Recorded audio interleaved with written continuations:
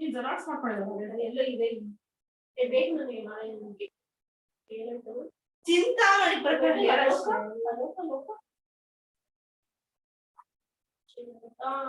ಪ್ರಕರಣ चिंतामणि प्रकर सद्मसु चिंतामणि प्रकर सद्मसु कल्प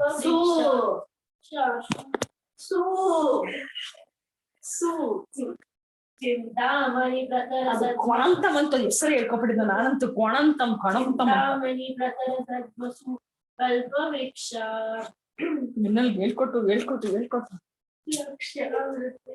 लक्षावृतेषु सुरभिरभिपालयन्तं लक्ष्मी सहस्रशत संभ्रम सेव्यमानम् ಅಂದ್ರೆ ಸ್ಟ್ರೆಸ್ಸಿಂಗ್ ಪಾಯಿಂಟ್ ಆಮೇಲೆ ಪ್ರಾಕ್ಟೀಸ್ ಮಾಡ್ತೀವಿ ವೇಣು ಕೊಣಂತಂ ಅರವಿಂದದಲಾಯತಾಕ್ಷಂ ಬರ್ಹಾವತಂ ಸಂ अशितम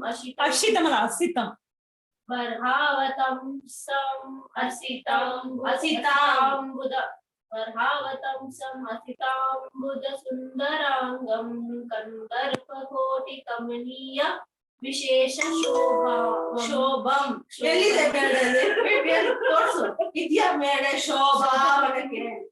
गोविंदमादि पुरुषां आलोल चंद्र कलसद्वनमाल वंशी रत्नांगदं प्रणय केलि कला विलासं श्यामं त्रिभंगम ನೀನ್ ಮಾಡ್ಕೊಂಡ್ ಕೊಡು ಅಲ್ಲ ಈಗ ತಾನೇ ಹೀರಿಂಗ್ ಮಾಡ್ಕೊಂಡ್ ಬಂದಲ್ಲ ಕಂದ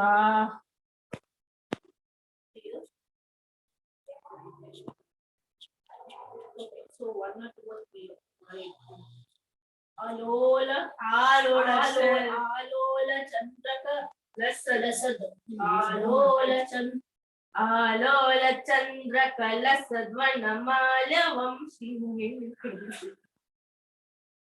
आलोल चंद्रक लसद ನನ್ನ ಮರ್ಯಾದೆಯಿಂದ ಅದನ್ನು ಉಟ್ಕೊಂಡು ನಂದು ದರ್ಶನ ಅಲ್ಲಿ ಇಲ್ಲಿ ಇಟ್ಕೊಂಡಿದ್ದೆ ಅಲ್ಲಿ ಇರುತ್ತೆ ಇಲ್ಲಿ change ಮಾಡ್ರಲ್ಲ ಆಲೋಲ ಚಂದ್ರಕ ಲಸದ್ Halol चंद्रक लसद वनमाल्य Banshi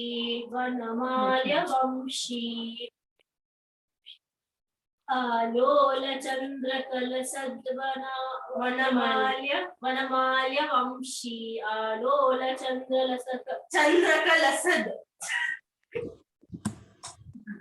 चंद्रक Halol चंद्रक लसद चंद्रकलसद्वनमाल्यवं Hinge चंद्रकल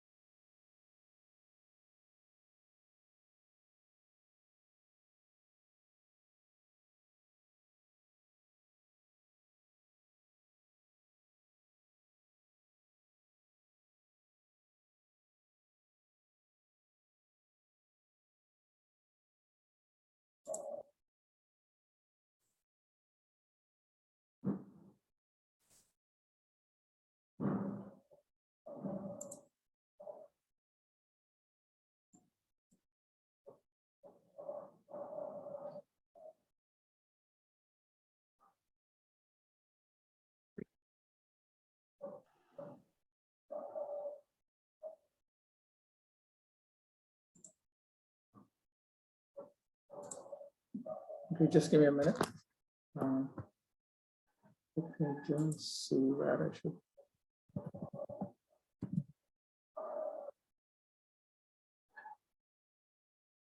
Okay.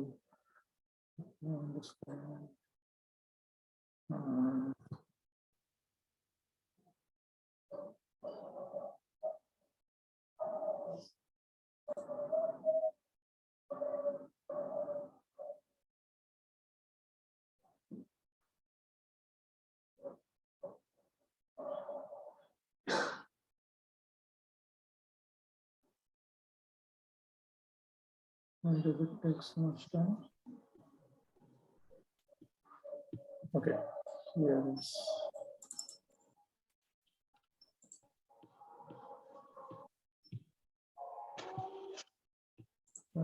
Okay, just give me a minute. Oh, I did share screen, I'm sorry.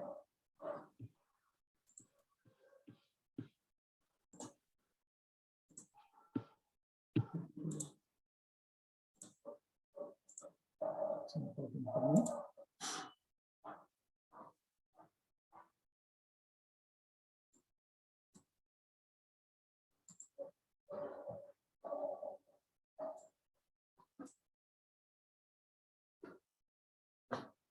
The Vishwa Vaishnava Raja Sabha.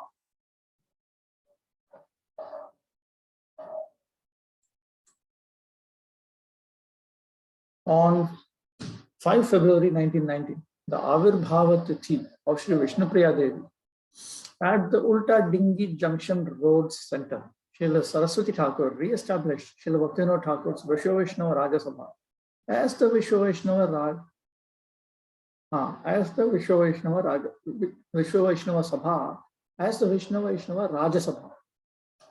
During the inauguration ceremony, he gave a short history of the Sabha, a summary of which was printed in Sanjantoshani. On the recent appearance day of Sri Vishnupriya, many pure devotees convened at the Calcutta Sri Bhaktivinoda Asam and re-established the Sri Vishwa Vaishnava Raja Sabha. Even though this Sabha is eternally established, it has descended into the world 3 times.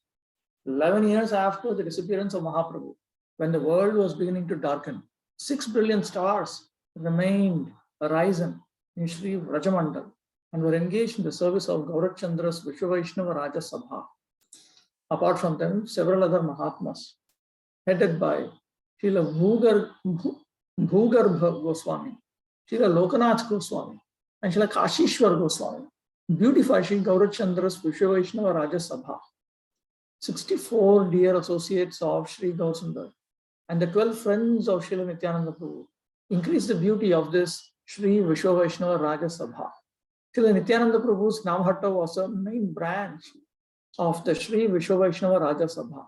Sri Bhagavat Krishna Chaitanya Deva, that means Sri Bhagavan Krishna Chaitanya Deva, is the purifier of Kali Yuga. He is the teacher who gives knowledge, sambandha, of the method to worship himself, the original form of Godhead, who ascertains the path of devotion, service, and practice, abhideya, and that Krishna Prema is the prayojana. Sri Chaitanya Dev is Krishna Chandra himself, the king of all Vaishnavas in the world, Vishwa Vaishnava Raja. The gathering of his devotees is the Sri Vishwa Vaishnava Raja Sabha. The foremost ministers among the members of the society are Sri Rupa Goswami and his honored Sri Sanatan Goswami. Those who consider themselves followers of Sri Rupa are the members of this Sri Vishwa Vaishnava Raja Sabha. The leaders among them are Sri Prabhupada, Srimad Raghunath Das Goswami, and Sri Prabhupada Jiva Goswami.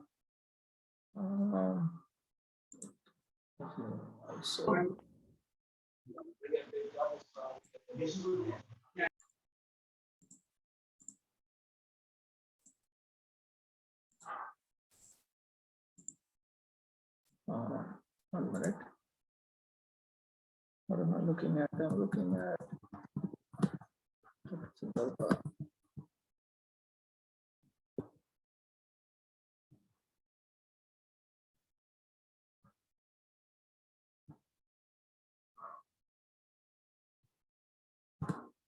Okay, let me open this.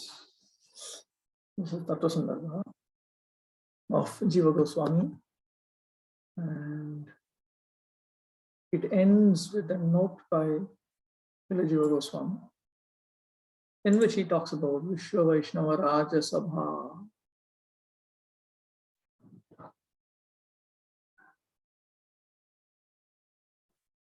So here it's a you notice Shri Shri Bhagavat Krishna Chaitanya Deva.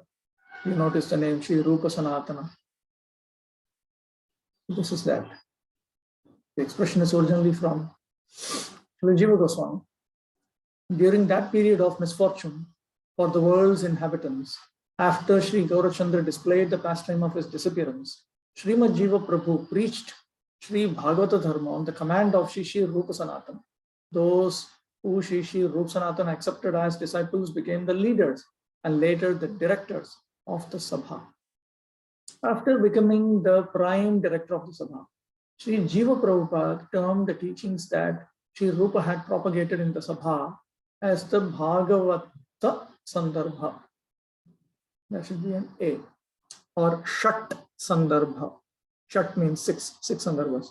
Knowing this Shat Sandarbha to be the teachings of Shri Shri Rupa Sanatana, members of the Shri Vishwa Vaishnava Raja Sabha thus perform Hari Bhajan. Bhajan means Bhajan of Kriya.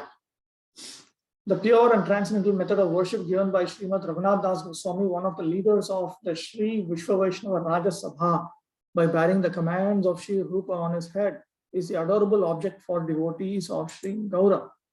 By taking shelter at the pure feet of Shri Rupa and Shri Raghunath, Shri Pad Krishnadas Kaviraj Goswami Prabhu, the king of the family of Rasikas, became one of the directors of Shri Vishwa Vaishnava Raja Sabha. The king of the family of the Rasikas, that is coming from Narottam Das Thakur. Krishnadas Kaviraj Rasika Bhakta Maj Jehon Kaila Chaitanya Charit. He is considered to be the leader of the Rasika Bhaktas. And subsequently, Shri Narottam Thakur Mahoday, the crest jewel of transcendental devotees, decorated the crown of this Vishwa Vaishnava Raja Sabha in the post of its director. Later, such kings of devotees as Sri Pal Vishwanath Chakravarti Thakur spread their moon-like rays upon the Sabha.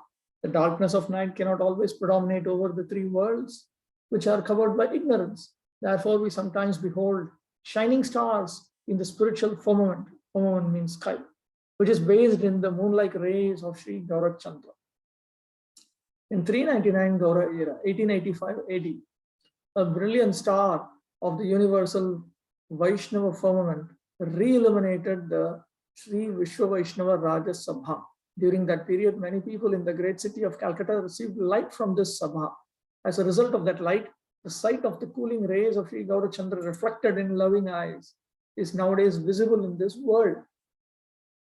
Just as autumnal clouds suddenly spread in the sky and cover the moon's rays, so materialistic non-Vaishnavas in the dress of Vaishnavas cause hindrances to that transcendental light in society.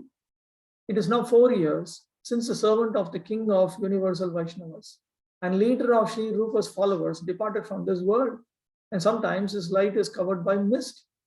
Seeing this, those who are sheltered at the feet of the followers of Sri Rupa have become firmly resolved to protect the light of discourses on Hari from the strong gale. The transcendental flower of Krishna Prem that budded forth from the acharyas headed by Sri Rupa, Sri Raghunath and Sri Jeev was manifest to the world as a blossom by Srila Bhaktivinoda Thakur, and after his disappearance, it continued to bloom fully. Sri Rupa's followers have protected that beautiful and fragrant flower from the attack of depraved people, and thus have aided the olfactory function, the sense of smell of the bees swarming at Sri Gaura's feet. In this connection, we request everyone to read chapter 9 of the Adi Leela of Sri Chaitanya Charitamrita, composed by the king of Rasika devotees, about the divine loving activities of the gardener, Sri Chaitanya. This is a description of the Chaitanya tree. The members of the Sabha will not accept any service from those determined to oppose it. Gaurasundar, reinforcing their service to Agha, Bakka and Putana within their hearts, will not give them a place in the Vishwa Vaishnava Raja Sabha. We are keenly distressed for such persons and weep for them. had it been Gaur Sundar's intention that only Shri Rupa Prabhu should come to this world and that he should not have any followers, or that only the Namahatta of Nityananda should exist and not the Vishwa Vaishnava Raja Sabha, then he would not have increased the numbers of Rupanugas. The idea is that these personalities, they actually, I'm talking of the leaders and followers of the Vishwa Vaishnava Raja Sabha. The Vishwa Vaishnava Raja Sabha simply refers to the Paramahamsa Parampara, the disciplic line that Bhaktisiddhanta Saraswati Thakur gave is a list of Paramahamsa Acharyas, liberated Acharyas, not sadhakas. Sadhakas are meant to be honored, respected, and so on. Whether one has a Diksha relationship with, whether one has a Diksha relationship with them, Shiksha relationship with them, and so on, whatever it may be. But this is more than that. These are Paramahamsa Acharyas. And you don't make a Paramahamsa by your imagination and your sentiment, you know. Oh, I have a Diksha relationship with such and such a person, so he must be a Paramahamsa. It's not like that. There are verifiable criteria. And these Acharyas have been handpicked and, you can say, carefully enlisted. The 6 Goswamis, Narottam Shyamananda Srinivas, prior to him, Krishnas Kaviraj Goswami, Vishwanath Chakravarti, Baladev Vidyabhushan, Jagannath Das Babaji, Bhakti Vinod Thakur, Gaur Kishore Das Babaji. These are proven. And anyone else whom they have accepted as absolute authorities should be accepted as absolute authorities. So it's a very carefully Bhaktisiddhanta Saraswati Thakur worked out these details. Conventions of the Vishwa Vaishnava Raja Sabha were held each year in Mayapur after Navadvip Dham Parikrama and chaired by the Tripura kings. The main highlight of these meetings was speeches by Srila Saraswati Thakur and other sannyasis and leading devotees. Another feature was the conferral of titles upon deserving devotees along with poetic accolades, awards. Some verses were written in honor of specific devotees. Accolades to them written in Sanskrit by Srila Saraswati Thakur or others. These laudations, these praises were presented to the individual devotees in written form as Ashirvad Patras, Sanskrit eulogiums, Sanskrit glorification. Special awards were also bestowed at Sabha sittings. Prabhupada also wanted titles to be given. Right.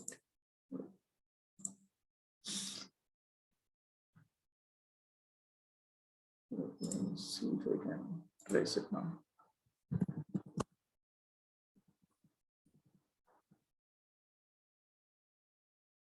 Here.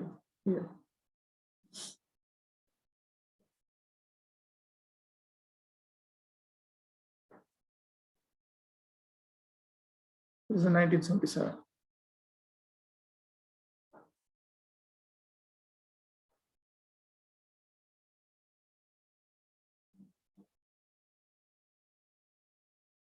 It's in the middle of a conversation. Brahmananda Prabhu appears and talks about certificate of awards.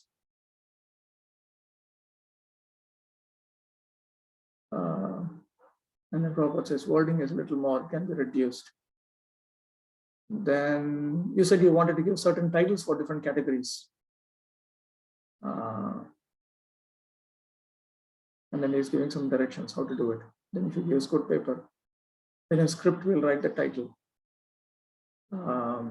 So title, let's say the field is Pujari worship. So keep that blank. So there are different service areas for which you will get specific titles.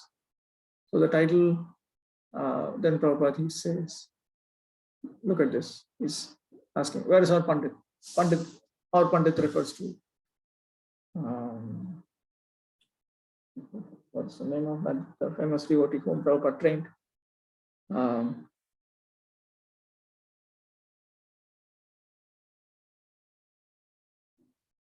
somehow it doesn't. Normally I remember, it just doesn't come to my head right now. He was Prabhupada's editor. Anyway, so then Prabhupada is suggesting Seva Kovida. Kovida means expert. Seva Kovida means one who is expert in Seva. Puja Kovida or Seva Kovida. And Pradyumna. Puja Kovida. For book distribution, Prachar Kovida. Or Mandiramarjana Kovida. One who is very good in cleaning the temple. He should be given a title with a certificate. Aradhana Kovida. One who is expert in worship. For one who's a learned scholar, Shastri, Bhakti Shastri. So like that. So this is something, these are all to keep people.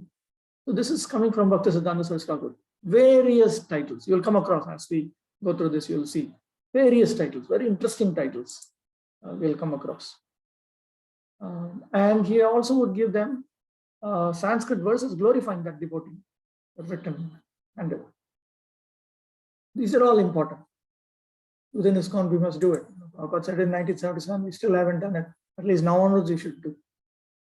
After the arising of the Gaudiya Math, the Sabha continued as a collateral organization, parallel organization, consisting mostly of Gaudiya Math members, but also with other devotees and sympathizers, and with Srila Bhaktisiddhanta Saraswati as president. The name Sri Gaudiya Math, given in 1920 by Srila Bhaktisiddhanta Saraswati to center at Ulta Dingi Road, was retained upon shifting to Bagh Bazar. Circa 1922, the expanding movement became generally known as the Gaudiya Math, with each new chapter also being termed a Gaudiya Math, although official matters continued to be carried out in the name of the Sabha. Formal and legal papers, bulletins, addresses, and so on were issued by the Sabha, but in publications and among committed members and the public alike, the organization was commonly referred to as the Gaudiya Math, a name considerably shorter and easier to remember and say than Vishwavaishnava Raja Sabha. So the Vishwavaishnava Raja Sabha, in all effect, was simply the Gaudiya Math during his time. At some point, Gaudiya Mission came to be used as a synonym for the Gaudiya Math. Chapter 4, Rapid Expansion. The mission unfolds. From his base in Calcutta, Srila Saraswati Thakur frequently undertook preaching excursions. He concentrated on Bengal and Orissa, where many people were already steeped in Gaudiya culture and responded enthusiastically. It was a ripe field for enlisting the manpower needed to effectuate a Vaishnava reawakening. As new recruits enrolled, they were trained and then sent out to preach and open more centers. In this way, the organization gradually spread throughout India and beyond, touring widely, speaking constantly, having his accompanying disciples also lecture and preach, and participating in mass Nagar Sankirtan parades. Srila Bhaktisiddhanta Saraswati often spent entire days going from one function to another, rapidly discoursing for 3 to 4 hours non-stop, even when not formally orating, that means speaking. He was continually surrounded by curious and often defiant inquirers, peppering him with questions. He took it as a sign of the times that everything presented would be challenged in various ways. He called it heckling.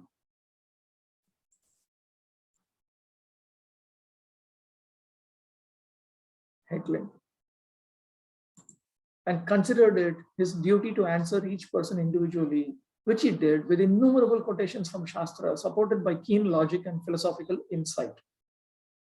So if anybody has a desire to enter into the world of scholarship and so on, this is the way to go.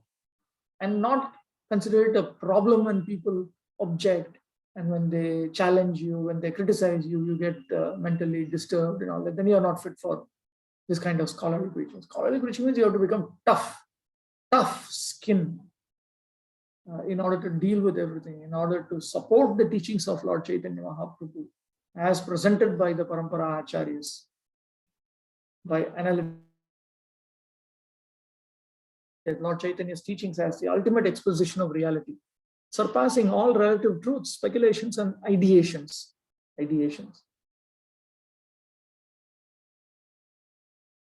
all different speculations, you can say, all different concepts that you keep generating. He spoke not only with erudition, but with force from the platform of certitude and realization. Prabhupada also, he preached Krishna consciousness like this, from the platform of certitude and realization. Prabhupada did not speak suggestively. He did not just, he didn't think it was best from his point of view that people should chant Hare Krishna. It is not like that. Absolutely certain that Chaitanya Mahaprabhu's teachings are correct, and whoever differs to whatever degree is simply wrong. And the vast majority on this world are simply wrong. Prabhupada spoke like that, with certitude and with realization. All living beings are eternal servants of Krishna, the original personality of Godhead. Thus, the purpose of life is to surrender to Him. And in this dark Kali Yuga, the means to attain love of Krishna is to offenselessly chant the Maha Mantra, Hare Krishna, Krishna Krishna, Hare Hare, Hare Rama, Rama Rama, Hare Hare. No longer a solitudinarian, no longer a person who loves being alone, but the head of a thriving mission. Bhaktisiddhanta Saraswati was becoming a reputed and sought after sadhu. His enemies were neither few nor trivial, yet the number of his backers was also significant. The number of people who supported him, that was also significant. Wherever he went, crowds received him with sankirtan, garlands, and often encomiums, praises, and formal speeches of felicitation. It's simply a fact. It's simply verifiable, recorded fact. Even people with no previous interest in bhakti forgot their anxieties and became engulfed in the atmosphere of transcendental bliss generated by this extraordinary preacher's absorption in Harikatha. He now regularly met intellectuals, leaders of the British Raj, and Indian kings. Many naturally pious people inclined to bhakti but lacking proper guidance hearkened. They listened to his call, hearkened to his call, being captivated by the genuine spiritual substance absent in conventional Hinduism, being offered by this unique and novel propounder of Vaishnava Dharma. Finding their heartfelt anchoring fulfilled, they wholeheartedly accepted him as their savior and submitted as his disciples. Animated by the intrepid, fearless, unshakably confident preaching of Srila Saraswati Thakur, his sannyasis and brahmacharis forayed. They, you can say spiritually, from the perspective of preaching, raided into distant towns and villages to lecture, perform Nagar Sankirtan, and go door to door distributing journals and soliciting contributions. Traveling parties were usually headed by one or sometimes two pracharakas, preachers. And we are talking of full-time devotees living in the monasteries as brahmacharis or as separated vanaprasthas or sannyasis. Often sannyasis who were required to lecture and reply to the torrents of diverse questions and challenges they inevitably faced. This is the meaning of preaching. It is not simply embracing people out of love and creating some friendship and all that. It doesn't mean you have to become antagonistic, but ideology-wise. Prabhupada elsewhere explains, Grihe shatrumapi praptam vishwastam akuto bhayam. In Vedic culture, even if your enemy comes to your home, you have to deal with them very nicely and in a manner that he trusts that you will not harm him. That is part of Vedic culture. We should not forget that ever. We only oppose people's ideologies. We don't oppose the people themselves. So that requires a proper, mature training that you only try to correct the person's understanding, not the person. The person by himself, we are not bothered. Or as the Christians say, hate the sin, don't hate the sinner. But in the name of not hating the sinner, if you actually love the sin, then that's another problem. That's another extreme. This is one extreme, that's another extreme. Accompanying would be several brahmacharis, including a kirtaniya, one who is good in kirtan, a skilled mridanga player, a cook, and one proficient in collecting funds. Notice this. This is a preaching party. Full time. If you want to do anything tangibly as an establishment, this is how you do. You need to have full time. Even if even the Vaishyas in today's world, they know. If you want to, I don't know what, let's say you want to sell a phone. You want to sell a phone. You need to have people who work. You need to set up a company. You need to have people who work 10 hours a day. In certain countries where they're extremely financially oriented, people work even 12 hours, sometimes 14 hours a day. 14 hours a day on campus, on site. But then actually 24 hours they take responsibility, which means that when anything goes wrong, then they work from home. That's so many things they do. If you want to accomplish something tangibly, this is the way to go. Not that you give 2-3 hours helping the yatra per week. That is okay. That's good for assistance. You assist, and it is our duty to assist. But it should be organized in this manner, because only then you can penetrate. Prabhupada also organized it like that. Centers must have 10 devotees. And also the devotees, there must be somebody in the temple whole day, because anyone who's interested may come to the temple, and he may ask questions. He may not ask questions, but he may observe. You will want to see how your character is sufficiently superior to a non-devotee. So many things. So it needs to be done in a certain manner. This is why Bhaktivinoda Thakur prayed to Lord Jagannath, that I am not able to do, please send someone. It should be done like that. In pursuance of Srila Saraswati Thakur's order to go out preaching on foot, by car, in boats, and even riding camels and elephants, these parties ventured widely, often remaining only briefly in each spot, not just in Bengal and Orissa, but also beyond, to bring Chaitanya Mahaprabhu's message to places where it had hardly been propagated before and thus was little known. This widely aggressive grassroots propagation, quite atypical of traditional Hinduism, made Srila Saraswati Thakur's mission all the more revolutionary. So this is not common in traditional Hinduism. Awed by his nobility, insuperable willpower, and uncommon influence, the famous Chittaranjan Das termed Srila Bhaktisiddhanta Saraswati Acharya Keshari, Lion Guru. Sadhus and gurus were expected to be mild and polite, not at all like lions, but Srila Saraswati Thakur personified the lion-like qualities of his worshipable Lord Chaitanya. Chaitanya Singher Navad Deepe Avatar, Singha Griv, Singha Virjo, Singher Hunka. The lion-like Lord Chaitanya appeared in Navadvip. He has the shoulders of a lion, the power of a lion, and the roar of a lion. 1919. A few days after re-establishing the Vishwavaishnava Rajasabha, Srila Bhaktisiddhanta Saraswati went to Mayapur to oversee preparations for the upcoming first major annual Gaur Jayanti festival, to be held there on 15 March 1919. Devotees gathered from Bengal, Orissa, and other parts of India, and conjointly chanted, danced, honored Mahaprasad, and bathed in both the Ganga and the nectarian flow of Srila Bhaktisiddhanta Saraswati's discourses. Bhakti Shastri examinations were also inaugurated, an educational initiative that was gradually expanded in the following years.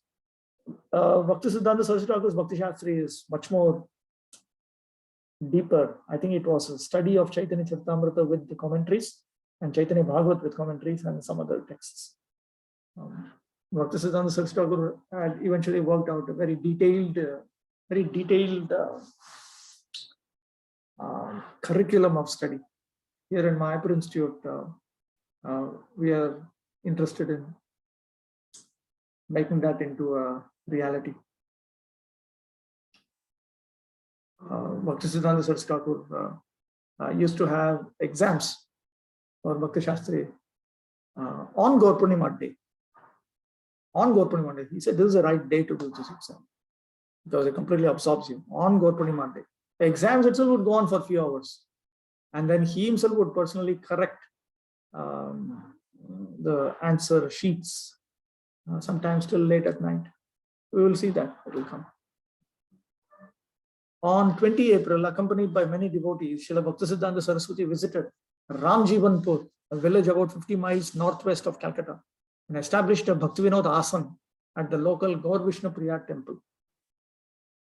For celebrating the Tirobhav Tithi of Srila Bhaktivinoda Thakur, beginning on 29 June, Srila Bhaktisiddhanta Saraswati put on a grand 4-day festival at Swananda Sukha Kunj.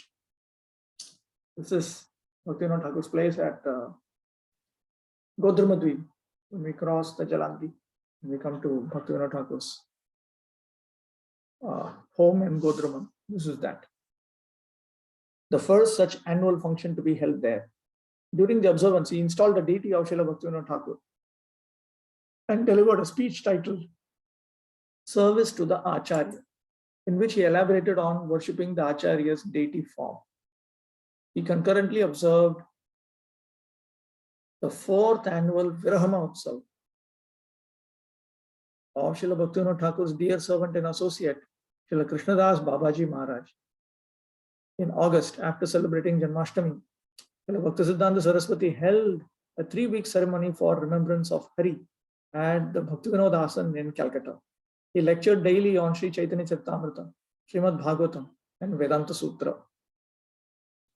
During this period, under the auspices of the Bhaktivinoda Memorial Committee, on 4 September, a large meeting was held at Bangiya Sahitya Parishad Hall. And on the Avirbhav Tithi of Srila Bhaktivinoda Thakur, another wonderful celebration was held at that Bhaktivinoda Asana.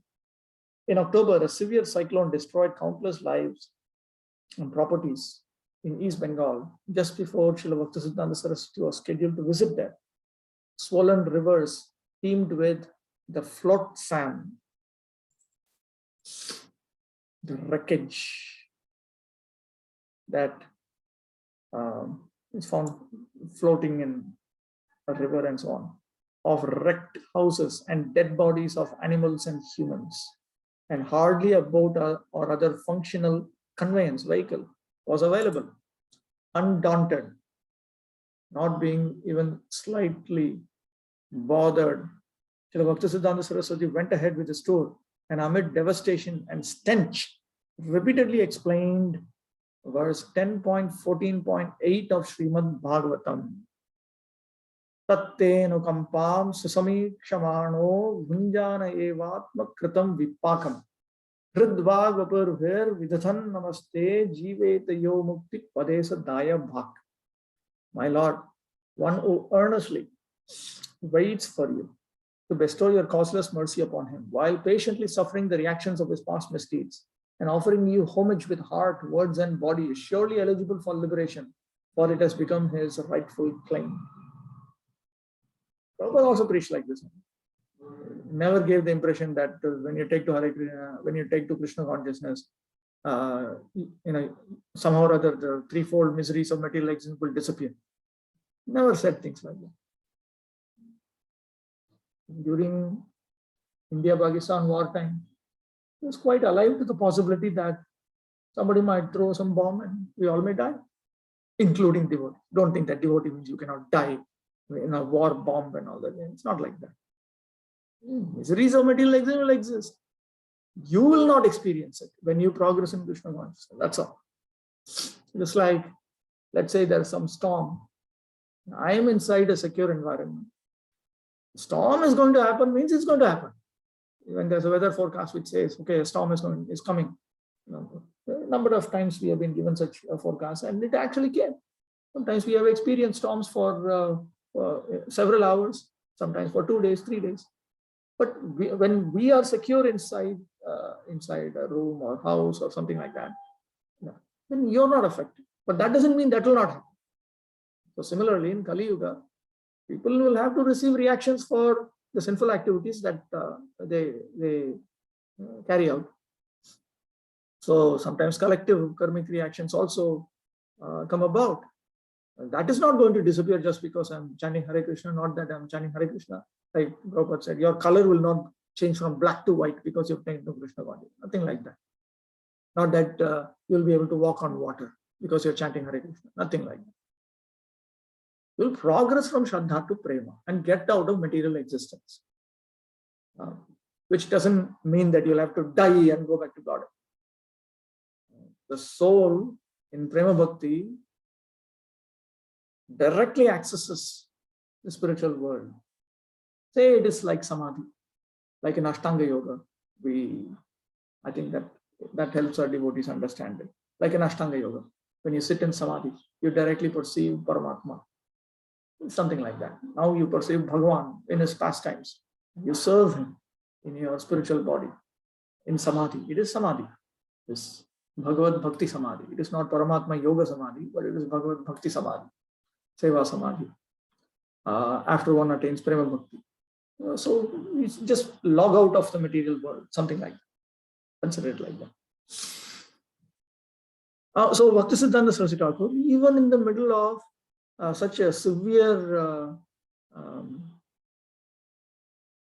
situation, uncompromisingly presents nothing less than pure devotional service to Lord Krishna. Nyabhilashita shunyam jnana karma janavritam anukulyena krishnanushyavadan bhaktiruttama.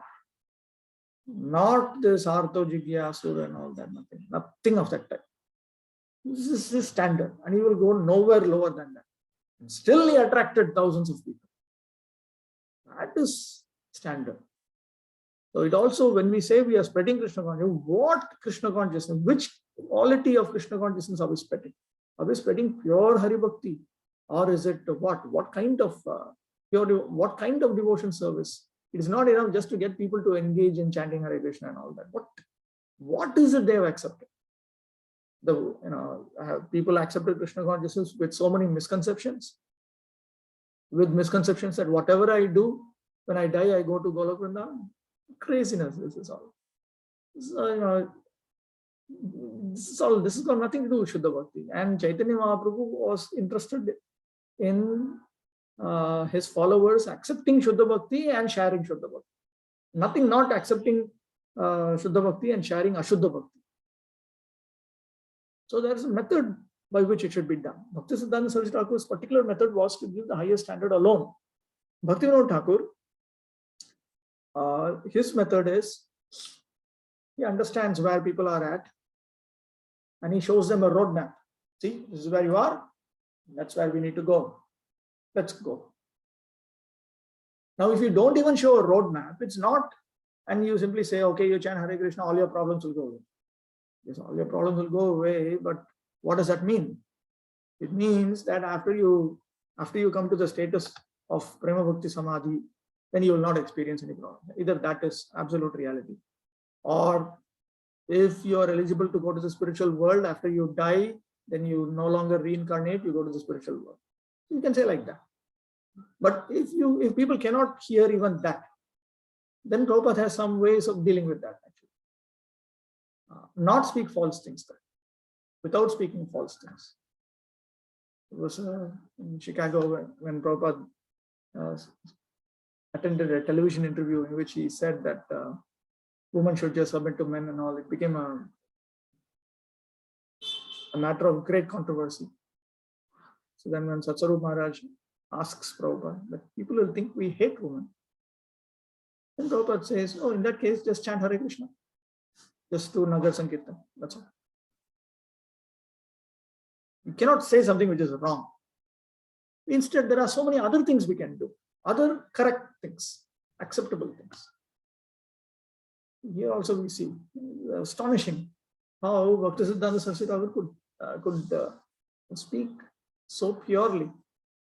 But he was able to demonstrate the benefit of being like this. And we will see many more dimensions to the preaching of pure devotional service. 1920, several significant gains for the mission were realized in 1920. At the end of February, Srila Bhaktisiddhanta Saraswati reintroduced Navadip Dham Parikrama. On Janmashtami, he established the Sri Gaudiya Math at number 1, Ulta Dingir Road. And there revealed service to small deities of Sri Gandharvika Giridhari and of a tall deity of Sri Gaurasundar, who soon became renowned for changing the minds of even rigidly atheistic persons who received his darshan. Previous to this, Shri Jagadish Bhakti Pradeep's wife, had died, and the other resident grihasthas at the Ultadingi Road, Bhaktivinoda Asan, had relocated their female kin, their lady relatives. The function and ambience of the asana now having changed considerably, Srila Bhaktisiddhanta Saraswati expanded its purpose and renamed it Sri Gaudiya Math. Although out of habit, the name Bhaktivinoda Asan was still used for some time. See, in a matha is a monastery for male practitioners of spiritual dharma in full celibacy in body, mind, and words. That is a matha. Initially, he had named it as Bhaktivinoda Asan, the seat of Bhaktivinoda. In that way, it was quite generic. But now it had become a matha. Thereafter, in accordance with traditional standards for a matha, residence was restricted exclusively to males. In June, Srila Bhaktisiddhanta Saraswati's mother, Srimati Bhagavati Devi, who had for some years been residing in Mayapur, left this earthly plane from Bhakti Bhavan on the 6th Tirobhav Tithi of Srila Bhaktivinoda Thakur. Shortly before her departure, she called Srila Bhaktisiddhanta Saraswati to her bedside and expressed her desire that the holy name of Sriman Mahaprabhu be broadcast throughout the world. This is Bhaktivinoda's potency. Bhaktivinoda wants this, and therefore his divine potency also wants this, and nothing less than this. During August, Srila Saraswati Thakur was obliged to give a statement to local police in response to a certain Babaji's charge that Srila Saraswati Thakur had instigated some dacoits into committing a felony, a crime. This kind of craziness also happens. But Bhaktisiddhanta Saraswati has to give a statement of this nature. After various protracted proceedings, lengthy proceedings, in December, the matter came before the Krishnagar Sessions Court, wherein the defense attorney's cross-examination revealed that Babaji to be in cahoots. He was tied up with Priyanath Nandi, the old adversary of the Gaudiya Math. Hence, the lettered class of Nadia, the educated people of Nadia district, came to know how these two supposedly religious persons, being motivated by sheer hatred of Srila Saraswati Thakur, had conspired to tar his name, blacken his name, and have him imprisoned. You want to spread Krishna consciousness purely, you have to be willing to receive all kinds of difficulties. Also, during 1920, Bhaktisiddhanta Saraswati directed the excavation of two ponds in Mayapur, one designated as Gauranga at the Yoga Peeth, the other, which he declared non-different from the primordial Radha Kund in Vrajmandal, as Sri Chaitanya Math.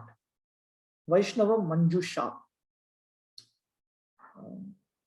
First of all, check whether I have Manjusha with me.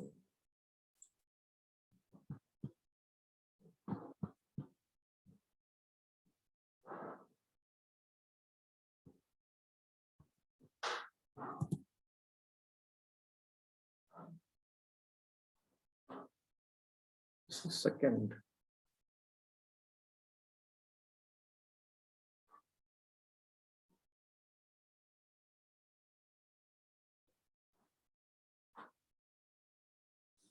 Shri Shri Mayapura Chandro Vijayate Tamam. All supreme glories to Shri Shri Mayapur Chandra, Manjusha Samahkriti. This was a project which Bhaktisiddhanta Saraswati Thakur had initiated. So it's a small book on it. One volume, there are 4 volumes that came out during his presence. On 26 September 1920, Maharaj Manindra Chandra Nandi visited the Gaudiya Math. Still remorseful that 8 years previously, Srila Saraswati Thakur had remained fasting in his palace for 4 days. The Maharaj entreated him to return and this time be served properly. Srila Saraswati Thakur then informed him of the need for a Vaishnava encyclopedia. Acknowledging that such a compendium was required and that Srila Saraswati Thakur was the only one capable of compiling it, the Maharaj volunteered to fund the project. Srila Saraswati Thakur suggested that they discuss the matter in detail upon his going to Kashim Bazaar. The next day, accompanied by a small group of leading disciples, Srila Saraswati Thakur visited the Maharaj's Calcutta mansion. The Maharaj seated him on a sofa, then sat at his feet and presented his own proposal. The original Manohar Shahi style of Kirtan is all but lost.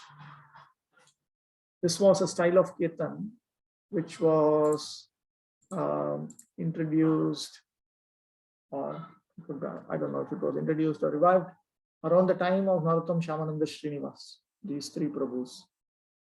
So it is almost lost. There are no more traditional itinerant traveling preachers of Gaudiya Vaishnava Dharma.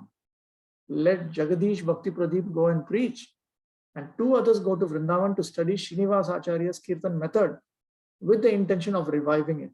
I am ready to bear their expenses. In reply, Srila Saraswati Thakur elaborately explained the difference between hired speakers and singers and those of the Gaudiya Math, emphasizing that no one can be paid to be a devotee. Ananta Vasudeva Prabhu then animatedly told Maharaj Nandi that the putative devotees, so-called devotees whom he was maintaining, although perhaps adept, expert in bookish knowledge, were not actually his well-wishers. Vasudeva Prabhu also expressed his own good fortune in having obtained the shelter of a bona fide guru. The Maharaj admitted that everything Vasudeva Prabhu had spoken was true. Maharaj Nandi was inclined to help Srila Saraswati Thakur and his mission, yet fearful of retribution. He was frightened that he would have to face adverse reactions from the caste Goswamis, who had him in their manacles. They had him under their control. He was under them.